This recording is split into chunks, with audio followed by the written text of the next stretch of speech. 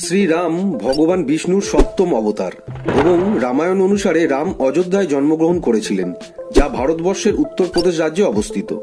খ্রিস্টপূর্ব ১৬শ শতাব্দীতে মুঘল সম্রাট বাবর অযোধ্যায় অবস্থিত রামের রামকোট মন্দির ও বেদি আক্রমণ করে ভেঙে দেন। পরবর্তীকালে মুঘলরা সেখানে একটি মসজিদ তৈরি করেন, যা বাবরি মসজিদ নামে পরিচিত ছিল। ১৯৮০ সালে হিন্দুদের সংগঠন বিশ্ব হিন্দু পরিষদ বাবরি মসজিদের জমি ফেরত পাওয়ার জন্য সরকারের কাছে আবেদন করেন এবং আদালতের দ্বারস্থ হন।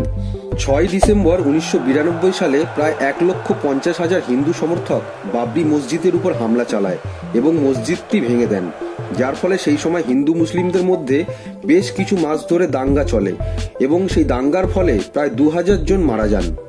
দীর্ঘদিন ধরে এই জমি নিয়ে হিন্দু ও মুসলিমদের মধ্যে টানাপোড়েন চলে। অবশেষে ২০১৯ সালে সুপ্রিম কোর্ট হিন্দুদের পক্ষে রায় দেয়।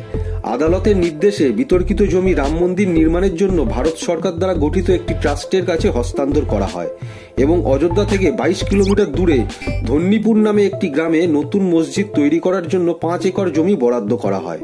৫ই ফেব্রুয়ারি ২০২০ সালে প্রধানমন্ত্রী নরেন্দ্র মোদীর অধীনে সরকার মন্দির নির্মাণের একটি পরিকল্পনা গ্রহণ করে এবং মন্দিরটি সম্পূর্ণ হয় ২২শে জানুয়ারি ২০২৪ সালে, অর্থাৎ আজকে তার শুভ উদ্বোধন হয়। রাম মন্দিরের দৈর্ঘ্য ১১০ মিটার, প্রস্থ ৭২ মিটার, উচ্চতা ৪৯ মিটার, যা বিশ্বের তৃতীয় বৃহত্তম হিন্দু মন্দির। মন্দিরের নকশা তৈরি করেছেন আহমেদাবাদের শিল্পী চন্দ্রকান্ত সোমপুরা ও তার ২ পুত্র নিখিল সোমপুরা এবং আশিস সোমপুরা। রামের মূর্তি তৈরি করেছেন কর্ণাটকের শিল্পী অরুণ যোগীরাজ।